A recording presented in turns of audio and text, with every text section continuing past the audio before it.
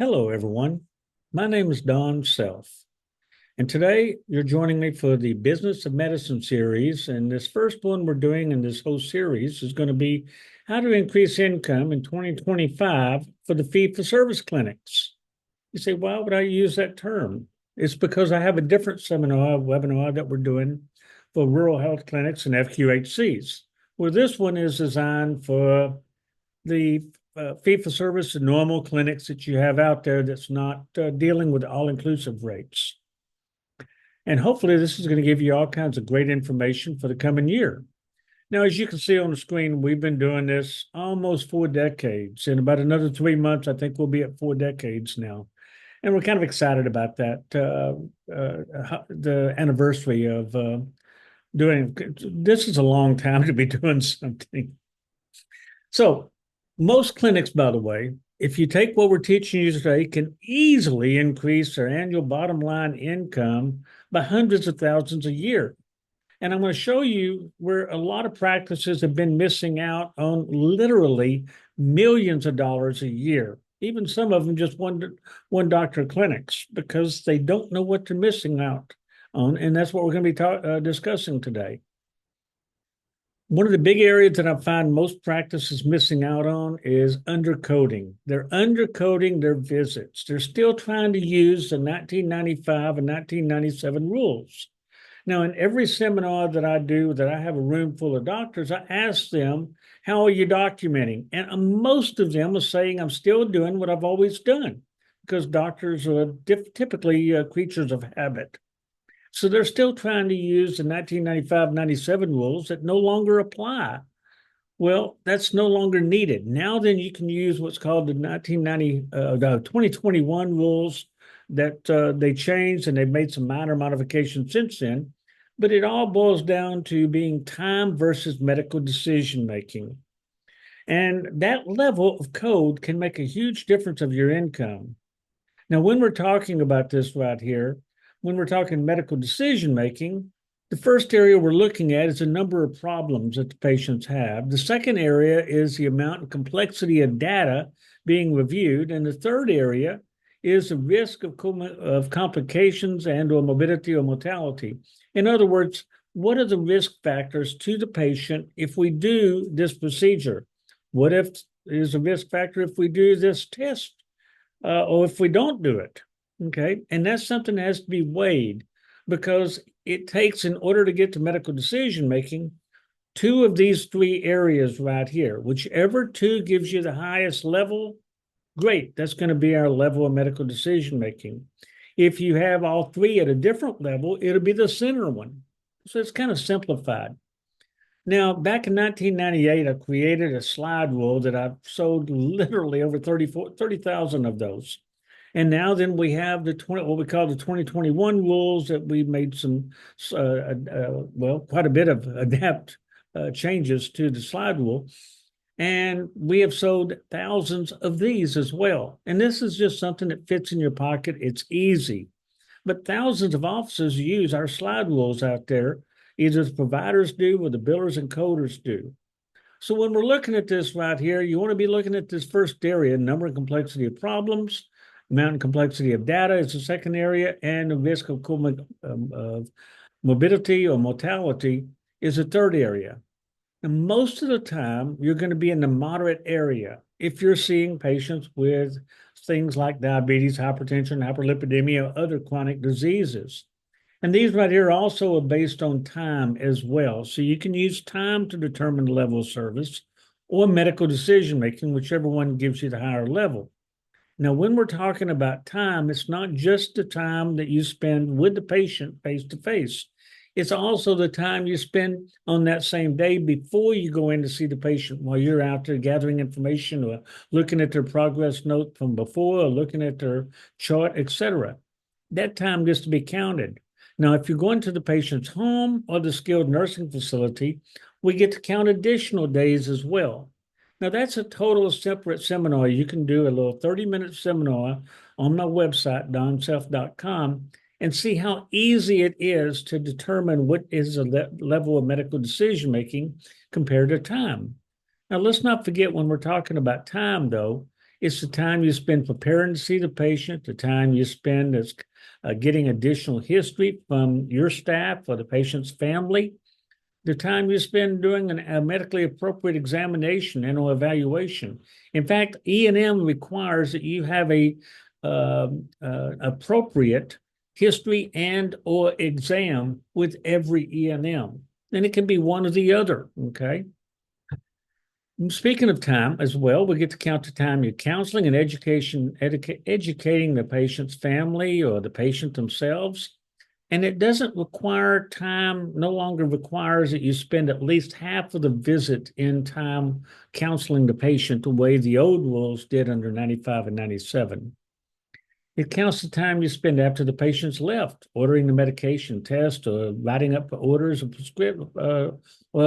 prescriptions, etc., referring and communicating with other healthcare professionals, as well as the time documenting everything. And sometimes providers take notes home, or they'll log in from home and go ahead and add additional notes in the evening.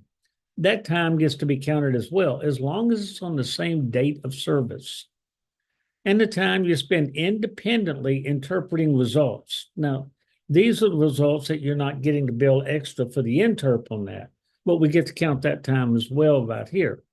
And then the time you spend communicating this to the family or the patient or the caregiver.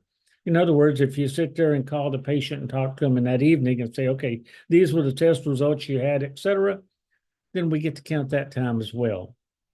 You want to make sure you're not undercoding, because you get to bill out the higher of the two, either time or the medical decision making, whichever one's going to give you the higher level. Another problem I'm finding a lot of carriers, not a lot of carriers, but a lot of practices are doing is they're not paying attention to the diagnosis links. And occasionally that's going to be due to the doctor ordering a lab test and the nurse or the staff has no idea why they did it. So they're trying to make it up. For instance, if we filed the claim right here as we're looking at right here, and you'll notice over here in block 21, you've got the diagnoses. Block 24 down here, you have the E&M code, you have the EKG, and you have a removal of impacted cerumen code. So you have your HCPCS codes here, the appropriate modifiers. And then over here where it says diagnosis pointer, you'll notice this particular system automatically throws in an ABC on every patient. The problem with this is saying, wow, we did an EKG because the patient had pharyngitis, because it's going to look at that very first digit. Or we did a removal of impacted cerumen because the patient had pharyngitis instead of the otitis externa over here. So you want to make sure that this right here points to the right one.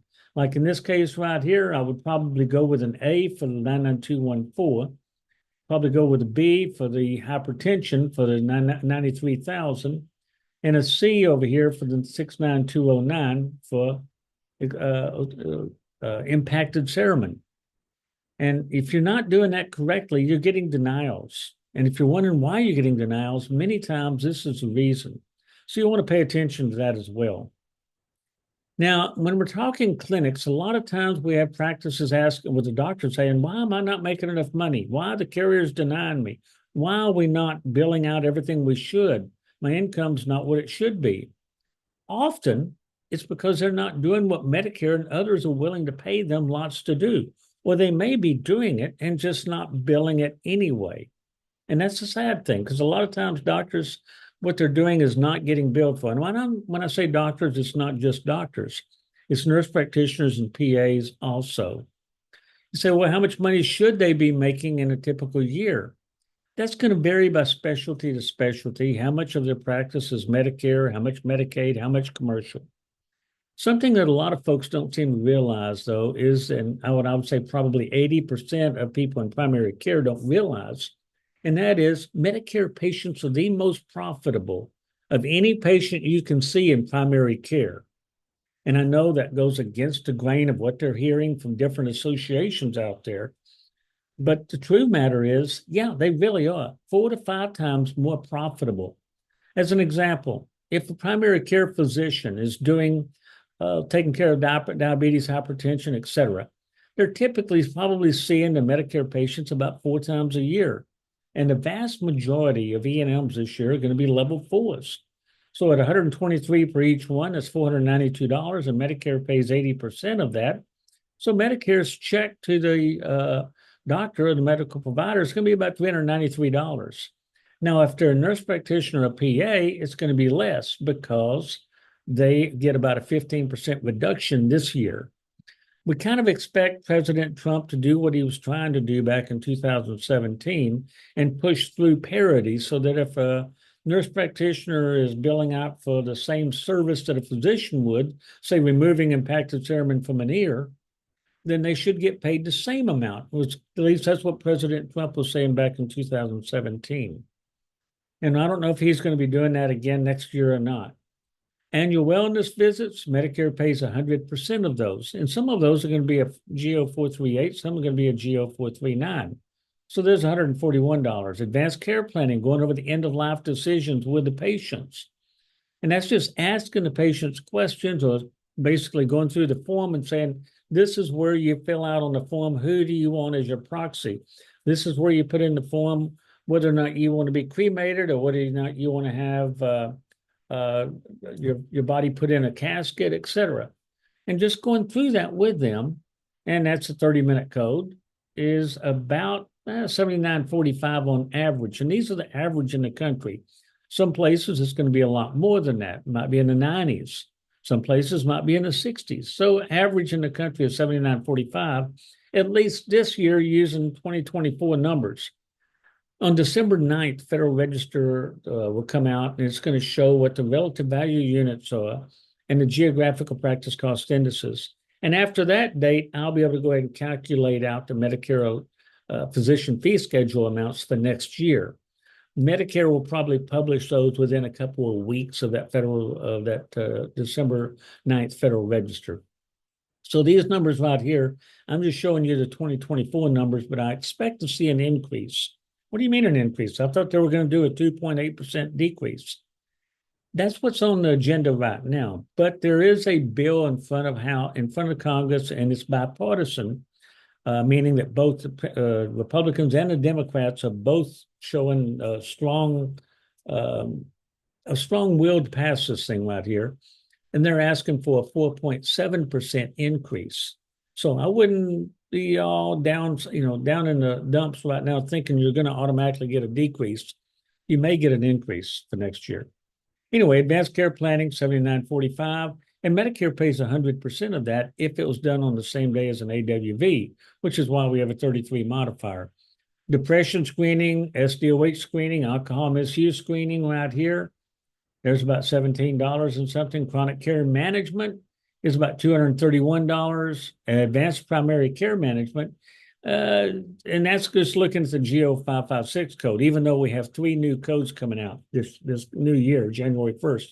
GO 556, 57, and 58, depending upon how you stratify the patient and how many diagnoses they have and whether or not they fall into the Q and B category. And there's a whole different webinar on that's on YouTube that we just did about a week and a half ago. John Michael Carter and I did one, and it's free on YouTube and it's also on I believe it's on my website also. Cognitive testing is about another $122, and that's the net profit. Cognitive assessment planning is about $208 average, and remote patient monitoring net's about $693 a year. So overall, the check for Medicare would be about $19.95 average in the country. And again, the Medigap would be another $575. You say, Don, explain what you mean by that. I have Medicare Part B, and Medicare pays typically 80% of the services. Some of them they pay 100%. And where they've paid 80%, then automatically my claims get transmitted over to Mutual of Omaha, who is my Medigap plan, and they write a check to the provider for the additional amount of that 20% on each of these categories here. So that's $575 there. So it's about $2,500 a year per primary care providers. That's how much they should be getting, and that's very conservative. That doesn't even take into consideration the services they're doing in the office, like destroying actinic keratosis, spirometry, removing impacted cerumen, venipunctures, vaccines, uh, doing transitional care, pap smears, hospital visits, prolonged care codes, even signing home health certifications. It doesn't include any of that. So very conservatively is this number right here. This number is very conservative. And if a provider has 200, a doctor has 200 Medicare patients, and they're just doing just this up here, not even counting this down here, that's an extra 514,000 a year. Now, is that what most providers are doing right now? No, most are missing out on it. You say, what about a nurse practitioner, PA? Then they're probably getting around 2,185 a year. But I'll tell you something, when I was doing calculations to determine how much providers are missing out on, I didn't even count the Medigap money. Why? Because I know some patients don't have Medigap. All they have is a Medicare plan and no secondary, no supplemental, no Medigap because they can't afford it. So just counting the 80% amount that the doctors should be getting from Medicare or these amounts right here, that's still almost $1,995. Now, what are they getting on average from non-Medicare patients? Typically $300 to $400 a year. Typically, because most non-Medicare patients go see the primary care doctor once a year, maybe twice, and so they're only averaging $300 or $400 a year. That's why I say Medicare patients are the most profitable by far. Another problem I'm finding with a lot of practices, they're not billing for all services performed and documented. What do you mean by that? They're just not giving, they're giving away some services. You'd be surprised how many do not understand the correct coding on removal of impacted cerebrum, or that there's different rules for Medicare than there is commercial. Well, what do you mean by that? Code 69209, that's where you're going in and doing a lavage, where you're taking water, hydrogen peroxide, Dr. Pepper, whatever it is you're trying to flush out the wax out of the ear. That's 69209. And for Medicare and commercial carriers, that's a per ear code. But yet, what about the 69210 with a doctor, nurse, a doctor or a nurse practitioner, PA, goes in there with a curette, spoon, tweezers, barbecue tongs, whatever they're reaching in there to pull the wax out with. That's 69210. And that's got a different set of rules. What do you mean? Medicare says that's per patient, not per year. Commercial insurance says 69210 is per year, but only if you bill it.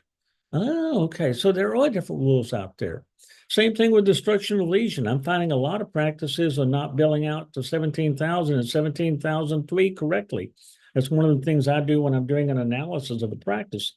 Take a look at each of these areas, including are they billing out for the breast and pelvic exams? Are they billing out for the joint aspirations or knee joint injections or hip joint injections, et cetera? Are they billing out properly on the trigger points or intramuscular injections? Are they billing out for the vaccine administrations or even signing the home health certifications? It's amazing. I would say probably 70% of offices don't even know that they can bill out for that.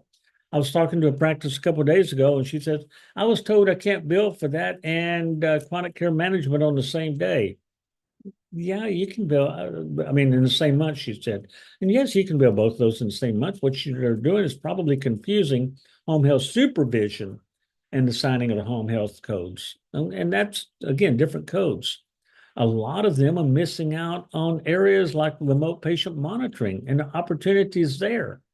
You say, wow, what is that? Well, how many patients a day do you typically see with diabetes or hypertension or pulmonary problems or congestive heart failure? Those are the kind of patients you may want to be doing blood pressure and glucose monitoring on. And as I mentioned before, I own an RPM company, and you'll notice like this monitor right here, this particular monitor right here does blood pressure and glucose both. So we have thousands of patients in the country where the doctors have sent this monitor home that we provided to the doctor. Doctor's not having to pay for the monitor unless it's generating them income. And it sits on their shelf until the doctor says, oh, you've got diabetes. I want to be checking your numbers at home. I want to check your numbers on your blood pressure at home without the patient having to go out and buy glucose supplies and stuff, because we provide that as well. So how many patients a day do you see with these kinds of problems like that? What if you had the devices sitting on your shelf so your doctor can easily say, hey, I want you to take this home with you? That's exactly what our RPM clients around the country are doing. And again, we have a lot of clients doing this everywhere from Hawaii all the way to New York. The Northwell Hospital System, for instance, in New York uses. We have a very large hospital, I mean, a physician base in Hawaii that's doing it, and then all across the country as well. So you hand the patient a device and tell them to go home, and that our staff will call them and walk them through it. And that's exactly what we do. We do the work for you. You say, is that normal? There's certain services you can do that. I'm going to go over that as well. Okay. And let other people do for you. CMS and Medicare allows you to have other companies provide care management services for you, and then you do pass-through billing. Now, you can't do that with ultrasounds. You can't do that with lab testing or other services, but you can with care management services that Medicare has classified. Now, some patients are going to fib about their numbers. And they do that so that you're not going to put them on additional medication or take away their meds that they want, or even fuss at them or chastise them. Okay. Data must be transmitted automatically in order to utilize RPM services. And by the way, this watch right here, like I have, is not a medical device. So you can't just use a smartwatch or one of the watches out there and have it automatically reporting the data, because that's not a medical device. Medicare expects you to be using specific medical devices, which is what we have, like scales or glucose monitors, blood pressure monitors, oximetries. And we provide these for our clients, and they sit in their office. Again, they're not being charged for these until they start generating income for the clinic. And that way we can do it to protect the client. In 2022, only 2 years ago, only 4,305 of the 1.2 million medical providers in the country billed out for RPM. They're not doing RPM nearly as often as they should. And Medicare saves money when you do RPM on your patients. You say, well, I don't understand. How does Medicare save money? Well, they did a study called the CLASS report, and this went on from 2016 to 2019. And in that, they came back with reduced hospital admissions because of patients getting RPM, reduced readmits, reduced ER visits, increased patient health, decreased A1C levels, et cetera. So overall, this ends up saving the carriers a lot of money by doing RPM. So that's why the carriers like this right here. But you've got to make sure you're doing it the right way. Now, you've got specific codes you get to bail out for remote patient monitoring. 99454 means that you providing the equipment to the patient, and the patient's doing at least 16 days of testing in the 30-day period, 16 days in a month, basically. Medicare's average allowed amount in the country is $49.31. 99457 has an average amount of $50.37. And that's for your staff or my staff. And typically we provide the service for you. So our staff is spending at least 20 calendar minutes a month calling the patient on the phone, reminding them to test, contacting your office if the numbers are not what you want them to be with the patient, like if they're too high or too low. We have an interactive communication with the patient, checking the numbers every time the patient transmits, and then getting the information to you. 99458 is for each additional 20 minutes on top of the first 20. Okay. And you say, well, how often do we exceed that 20-minute period? I think last month overall in the country, we had an average of 69.4 minutes on all of our patients. And that means our staff is spending a lot of time on this. So even if you only had two 99458s, which many of our patients had three, at two of them, that's still $180. And that's not bad income, especially when you consider that, 86% of Medicare patients are like me. They have a Medigap or secondary that's going to go ahead and cover the other 20% of this. Now, if a patient doesn't have a Medigap or secondary and the patient says, wait a minute, I don't want to have to pay 20% on this. But if they say, I can't afford it because of financial difficulties, we just finishing up right here 4 years of the Biden administration with over a 20% inflation rate. Patients are hurting right now, as evidenced by all the gas prices and food prices and utility prices and everything else. So if a patient says, hey, I can't afford that other 20%, There are certain things you can do, and that's what we teach you is how to do discount applications with the patients that are having financial hardships. Okay, so let's say though, just on this right here, your net per month profit is about $100 per patient on average. Now, imagine if you had 200 patients out there doing this per year. Okay, that's an extra $250,000 a year in your practice net profit. That's not bad net profit. Again, that's just based on 200 Part B patients. We have some practices that have, several times that right there. Every month at the beginning of the month, we send you reports showing all of the numbers from the previous month on all of your patients, showing your account number, patients' names. And by the way, the names over here have been changed. So this was an actual report from one of our clients in Grand Prairie, Texas. And it showed the setup date, how many days the previous month the patient was testing, how many minutes our staff spent on that patient, 31 minutes, 52, 49, et cetera, and which CPT codes we recommend you bill on that patient.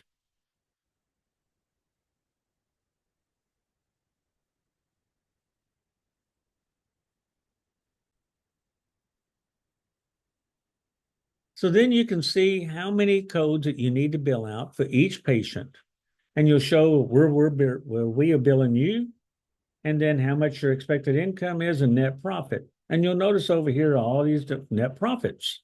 Now, you'll notice also, like on Bruce Wayne down here, Bruce Wayne did not have at least 16 days and did not have 20 minutes. So therefore, we didn't bill Bruce Wayne because, oh, I'm sorry, we didn't bill you, the doctor, because you weren't able to bill Bruce Wayne one of these two codes. So we didn't bill you. That way you can't lose money. And then you'll see, wow, we're averaging about $95 per patient. And that's not bad. But I think you're going to find overall, most of our providers are seeing somewhere between $80 and $120 a month net profit by using RPM while they're helping the patients. That can make a big difference for your income because a lot of practitioners are not making as much money as they should. Let's take a look at some, for example. Let's take a look at Jennifer Weber. And I just pulled her up at random because I have the numbers on every doctor in the country. Jennifer's in Bryan, Ohio, and she had 1,766 Part B patients 2 years ago because my data is all 2 years old from CMS. Out of those 1,766, 1,325 had hypertension, 547 had diabetes, but she did not bill out any chronic care management that year overall, because you got to figure every one of these hypertensive patients with, especially the ones with additional diagnoses, she missed out about 795,000 just on chronic care management. She missed out $1.1 million just on remote patient monitoring. She didn't bill out advanced care planning, going over end of life decisions with the patient. That was about another 141,000 on those Medicare patients. Wow, that's a lot of money right here. She only billed out 18 Medicare annual wellness visits that year. So she missed out over 200,000 just on the annual wellness visit codes, GO438 or GO439. Overall, she averaged $155 per Medicare patient in actual income from Medicare on her patients. $155 on those 1,766 patients. That means that she missed out a little bit over $3.2 million that year alone. What if she did that again last year and, I don't know, this year too? 2022, 2023, 2024, 3 years of that? That's almost $10 million. Wow.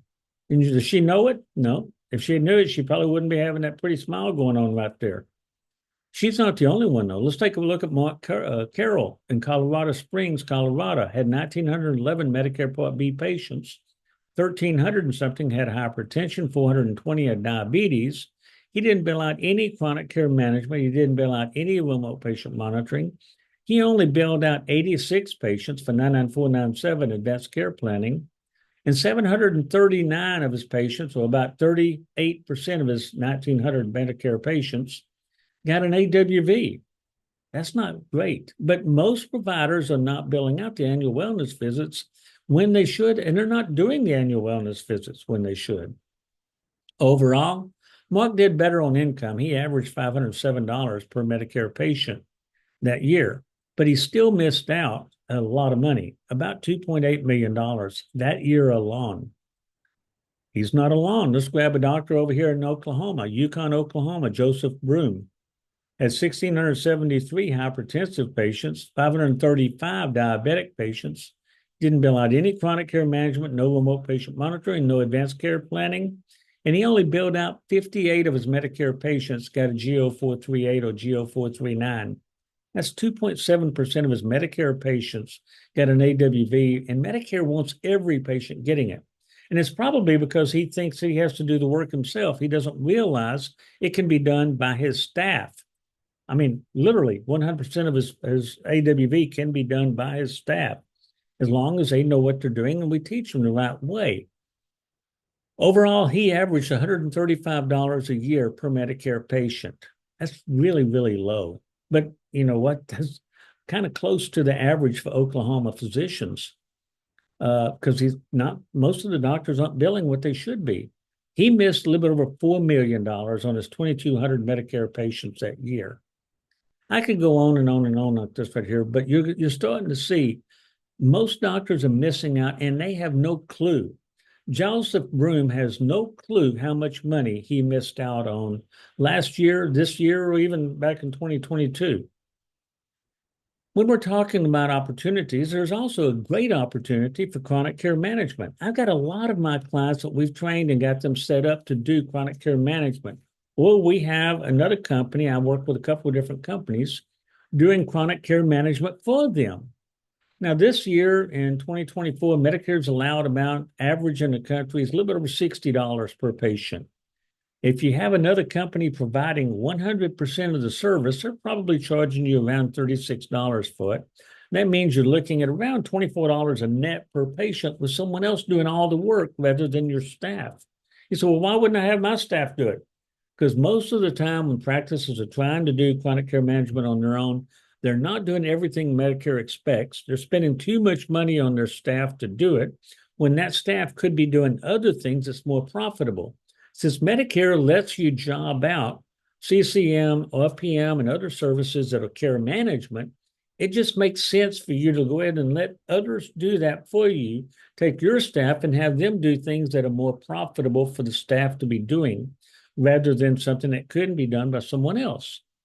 Now, if you have like 200 Medicare patients in chronic care management, you've got someone else doing it, that's kind of like mailbox money in a way. That's an extra $57,000 a year coming in. Not going to make you rich, but it's going to help you pay some bill. And again, you don't have to have your staff do this. Medicare expects providers to be doing or detecting cognitive impairment every time they do a Medicare annual wellness visit, but they don't specify how. Now, sometimes practices will say, well, I'll give you 3 words. I'm going to ask you questions. You're going to draw a clock, etc. And then it's very subjective on whether or not they capture the cognitive issues. Cognitive issues need to be captured as early as possible. And sometimes we may be thinking it's a cognitive issue when it's not.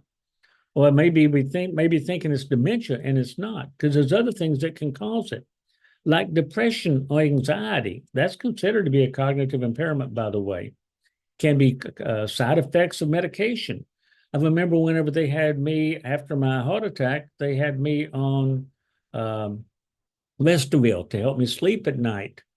And that dropped my cognitions in my IQ, I felt like dropped by 25 points. I mean, really, it makes a big difference what kind of drugs you're taking. And if you're not sleeping well, you've got cognitive issues. You could be problems with eyesight or hearing that's causing what you might think is cognitive issues. Urinary tract infections, especially with females, causes all kinds of problems of cognition. I watched that a lot with my mother-in-law when she was alive. Every time that she got a UTI, you could see that her cognition just dropped way down. Okay. Constipation, thyroid problems, stress, all of these can be causing them. And if you're not careful when you're doing that cognitive test on the patients right here, that you're giving them 3 words and all like that, it could just be something like stress or sleep problems or something else that's causing it, and not dementia or areas that really need cognition work on. So in Alzheimer's Society, by the way, it showed 3 out of people with dementia Wish they had gotten a diagnosis earlier, because then they could have gotten help. You say, well, can they do anything to maybe stop dementia? No, but they can delay it. And there's ways to be able to minimize it. Okay. In 2022, only 1,798, that's less than 2,000 medical providers in the country, billed out for cognitive testing with a CPT code 96138, which is typically what you use. That's not great. You say, well, what kind of income are we looking at if we were doing cognitive testing in the office? I work with a company called CNSVS and have been since around 2012. And in that, you have the patient sit down in the office and take a test that's designed for senior citizens on the computer. And no, the patient doesn't have to know how to work a computer.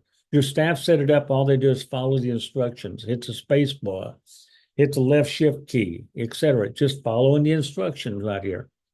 And by doing that, you get to bill out the 96138 and 139 based on how much time your staff is spending with that patient doing the test.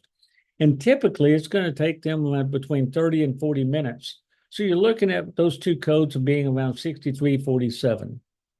That's not too bad, especially if the test costs you about $35. You say, well, that's not very much profit between that and this. No, but when you go over the results with the patient, code 96132, that's another 124.70. So overall, you're looking at, well, this year alone, about $188 Medicare allowed, minus the $35 that you'd spent on the test itself, is about $153. Now, if you're doing 2 of those a day, it's not going to make you rich, but that's going to give you a net of about $6,892 a month, or $82,000 a year. That's going to help you pay some bills. You're starting to see how easy it is for me to be able to show practices how to increase their income. So, okay, now then, let's say you were doing that right there. What happens if we find that the patient has some cognitive issues? If they have cognitive issues, then we can look at what's called cognitive assessment care planning. Less than 2% of the primary care providers in the country did this with their patients 2 years ago. Less than 2%. That means 98% of providers are not capturing this money. And this is pretty good right here, because this year Medicare's allowed amount on that code is $260. And yes, it's an hour-long code, but it's a time code. So therefore, you have to reach at least what's called midpoint. 30 minutes, 30 minutes and 1 second would be midpoint. And by doing that, that's, if you're doing one a day, that's an extra $5,800 a year. And it combined between the two of these right here is like $153,000 a year, just between doing the cognitive testing and cognitive assessment planning. Well, what does cognitive assessment planning include? It includes everything I'm showing right here. But the services that were done, or everything in red, was already done by that same cognitive test I was talking about a few minutes ago. And I have literally hundreds of my clients, if not thousands by now, but I've got hundreds at least out there that are doing this test on a regular basis with their patients. And they're doing cognitive assessment planning. Now, by doing that, they're doing everything that I'm showing, making medical decision making of moderate to high complexity, medication reconciliation, identifying the caregiver, what their needs are, what the caregiver is willing to do, what they can't do, what they need help with. Do they need social support? Does a caregiver realize that there is social services or respite care that can come help them take care of their family member? And they're addressing palliative care, and the doctor's creating a care plan, including initial plans to address any of these things. That's not bad right there, especially if you're going to get that additional, what I show, $158,000 a year between the cognitive testing and cognitive assessment planning. It's not that difficult to show doctors how to make more money if they're willing to work smarter. Okay. Now, when I say doctors, I mean nurse practitioners and PAs also that can also do this. Annual wellness visit. A lot of people are confusing what an AWV is. Annual wellness visit is nothing more than a record-keeping visit. And Medicare expects every Medicare patient to get an AWV once a year. Now, what's not an AWV? An annual physical. Medicare has never paid for an annual physical in a doctor's office. They did for years in a skilled nursing facility, and they called it an annual reassessment. You say, well, if they're not paying for an annual physical, but why are we doing annual physicals? I don't know. It used to be considered to be good medicine to do an annual physical. Now they finally figured out, don't wait a year before you do that if you can capture things before it. And that's where the record keeping visit comes in to keep track of what they need and schedule out through the year. And who can perform the annual wellness visit? Any licensed employee can do 100% of the AWV. So that means an RN, an LVN, an LPN. Even I've got some clients that have licensed pharmacists working in their practice doing AWVs. Can they do it? Sure, as long as they're following the regulations on it. And this is something that we teach a lot of practices how to do the AWVs. Unfortunately, not everybody's doing AWVs as often as they should. I've had my AWV every year for my internal medicine doctor since I got on Medicare. And this has been around since 2011. And this is one of the reasons Medicare keeps trying to get people to do it, because it can capture things at an early enough stage through the asking the patients the right questions. And it helps give the patient some support and need and help at the same time.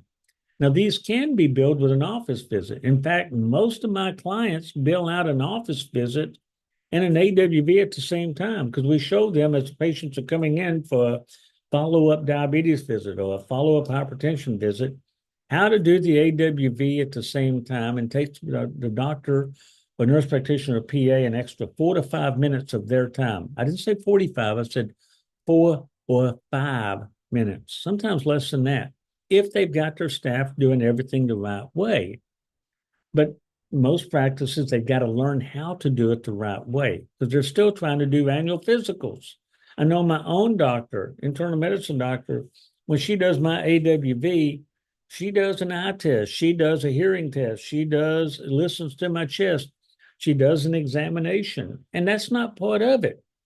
And I can't get her to bill an office visit with it, only because she doesn't, well, she's wants to do it all as an one gift or whatever you want to call it. She's losing a lot of money on those right there. In 2022, out of the 180,000 primary care providers in the country, only about 40% of them billed out for a GO 439. Okay. That's 73,000 out of the 180,000. Only 40% of them billed out for a subsequent annual wellness visit 2 years ago.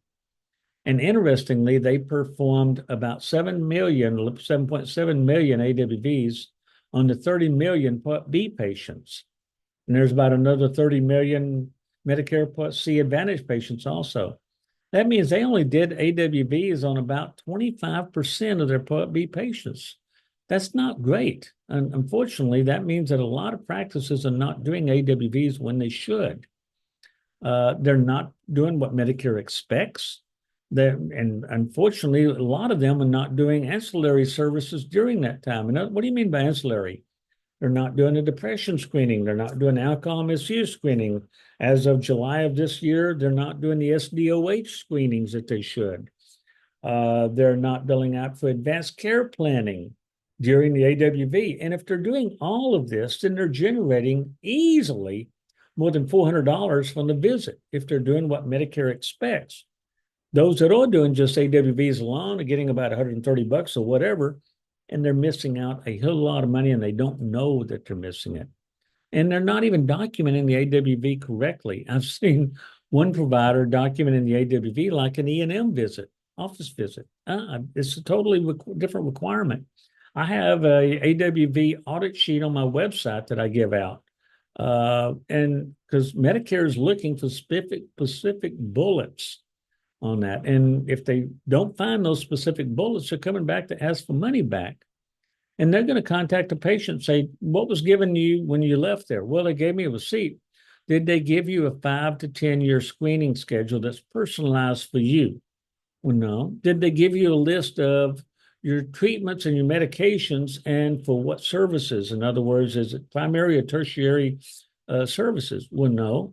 That's because most practices are not doing the AWVs correctly. And that's because they don't realize how profitable annual wellness visits are. Now, some practices are having an outside service provide the AWV. I'm sorry, the annual wellness visit is not a care management service classified as a care management service with Medicare. That means it can't be performed by another company and you pay this other company to perform it. That's not allowed with annual wellness visits the way it is with RPM and remote therapy monitoring and chronic care management. You've got the Welcome to Medicare code GO402.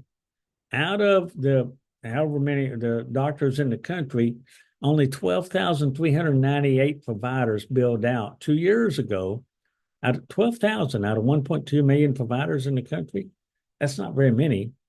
They only, again, only 12,000 billed out, 12,398 billed out for GO402. Welcome to Medicare visit that Medicare expects you to give every patient new to Medicare.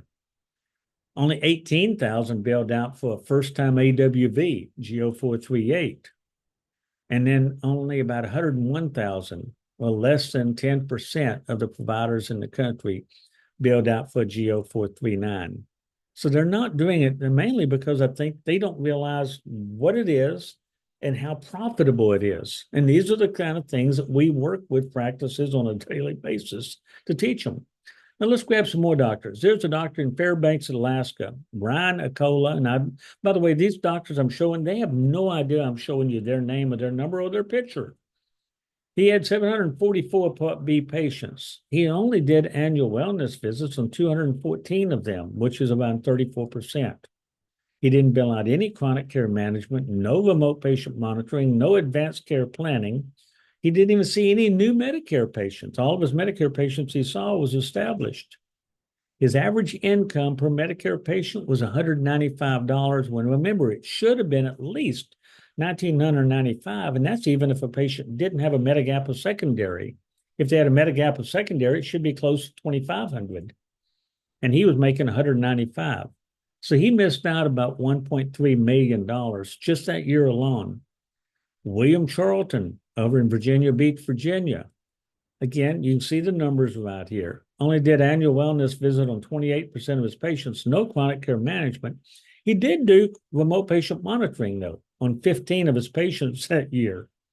And you say, well, how long have they been paying for remote patient monitoring? Since January of 2019. That's the year, by the way, when we opened up our remote patient monitoring company. We were one of the first in the country to open, by the way. And that's why we are doing so well in the country right now. He didn't bill out any advanced care planning, and he saw also no new Medicare patients in 2022, averaged $172, and he missed out a little over $2 million. He's not alone. Adam Prawer in St. Petersburg, Florida. You can see the same numbers right here. He did AWVs on about 5.5% of his Medicare patients. It means 94% didn't get one. No chronic care management, no remote patient monitoring, no advanced care planning, no cognitive testing. His average income was $347 per Medicare patient instead of, again, the $2,500. Well, then I calculated that at $1,995 just to be super conservative. And at $1,995, that means he would have made around $2,300,000 more than he actually made. And he's probably wondering why he's not making as much as he can. Something about annual wellness visits you need to understand. Some people think that it takes 365 days before you get another one. No, it's 11 full calendar months has passed since the last one. All Medicare plans, including Medicare Part C plans, are required to pay for the AWVs. There's no copay or deductibles. There's nothing out of the patient's pocket on the AWV. And remember, your staff and the patient can do 90% of the work. So why not do AWVs?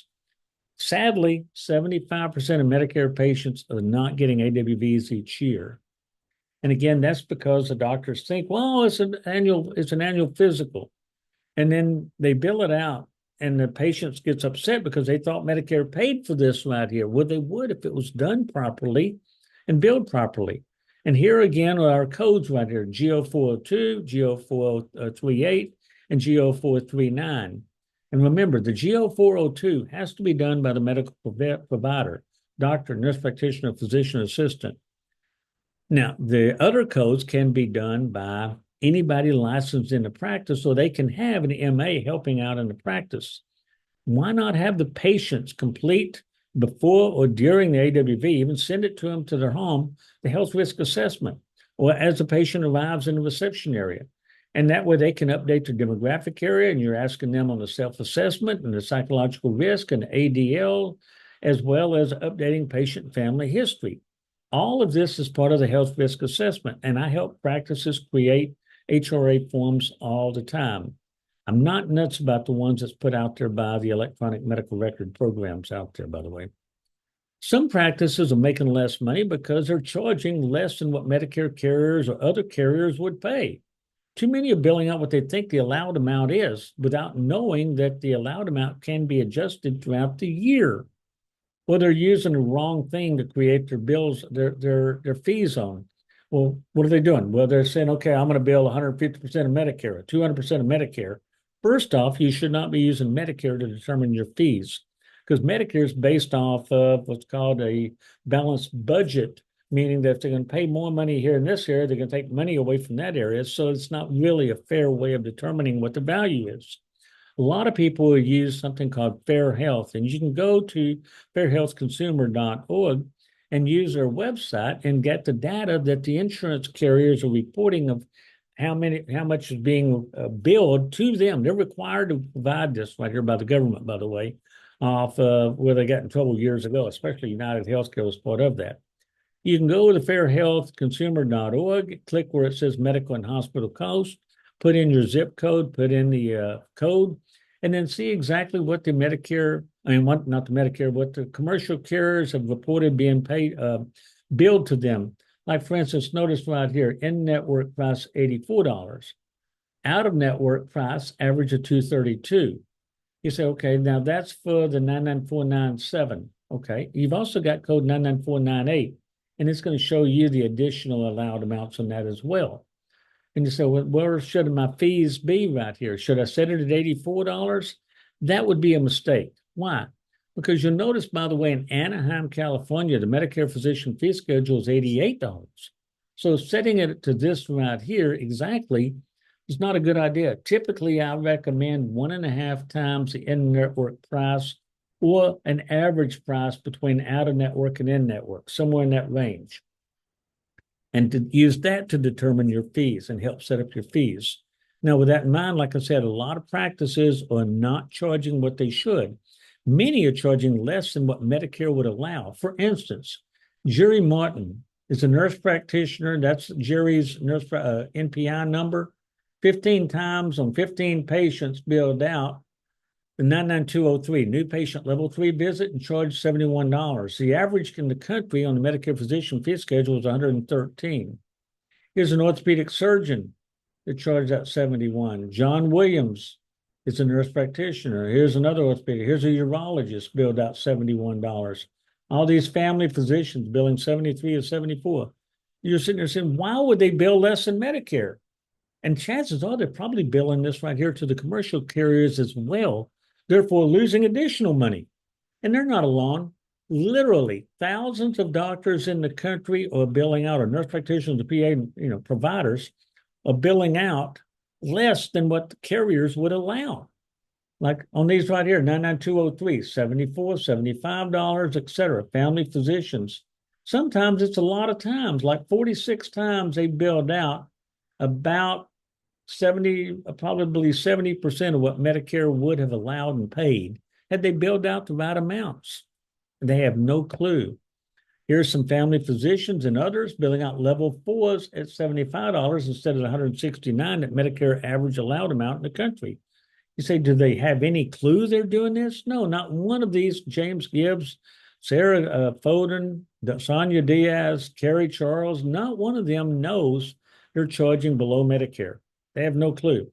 And they may not be making that decision. It can be someone in the billing department doing it. And this line goes on and on. 99213 is typically $92. Look at these people charging $30. 343 times an internal medicine doctor, Gary Schaefer, and I don't remember where Gary is right now, but I could look it up to see. 130 times, 172 times billed out $34 instead of the 92. This gets to be a lot of money there. Same thing going on, 99213, and the list goes on. So overall, folks, you need to really concentrate on making sure that you're billing out everything you should be correctly, the E&M codes, Make sure you're billing out everything that you're rendering. I would say 80% of practices are not billing out for signing the home health certifications. They're not billing out, probably 90% of primary care providers are not billing out for the second, third, fourth lesion whenever destroying lesions. You want to select what kind of patients that you're seeing right now with diabetes, hypertension, hyperlipidemia, and to sit there and make a list. Okay, if I was doing RPM, these are the patients I would do it on that I saw today. Wow, out of the 20 patients we saw today, 11 of these would have been getting this. Yeah, maybe I need to pick up the phone and call Don and start doing RPM because there's a whole lot of money there that we're talking about. Many are rendering and billing out, or they need to be rendering and billing out AWBs, advanced care planning, depression, alcohol screening, SDOH screening, and the other services as well. The same thing with chronic care management, a cognitive testing. Now you're starting to see why so many offices reach out to us. They have no clue how much they're missing. By the way, if you want to, you can join a free email listserv that I have called Med Managers. Right now, I think we got a little bit over 1,100 billers, coders, office managers, providers, doctors, nurse practitioners in the country that are part of that email listserv. And whenever you download this PDF, and you'll be able to click on that, or you can go to donself.com on my website and just scroll down and click on it where it says join my listserv. And it's free to you because I pay for it. Okay, you don't have to. Something that I do is a gift to give back to y'all. Telecare USA, again, is the RPM company that I own, and you can reach out to telecareusa.com's website, or you can reach out to me and I'll explain it. We'll run a pro forma for your own practice and find out what we expect your profits to be. But again, there's no way for you to lose money on us. So think about that kind of services for your patients. It can make a big difference. And if it helps keep the patients out of the hospital, out of the ER, and helps them get better numbers on their diabetes and hypertension and pulmonary problems, then great. If I can ever help you, I'll spend 60 to 90 minutes with your medical provider. And at the end of that time, I'm going to ask them, do you think I just helped you increase your clinic income by at least $100,000 per year? If you say yes, you pay my $1,000 consult fee. And if not, you don't owe me a penny. There's no way for you to lose money on that either. Okay, thank you for sitting in on this right here. I hope this has been a blessing to you. I hope this right here has helped you. And we appreciate you allowing us to be a part of your life today. Have a wonderful, blessed day.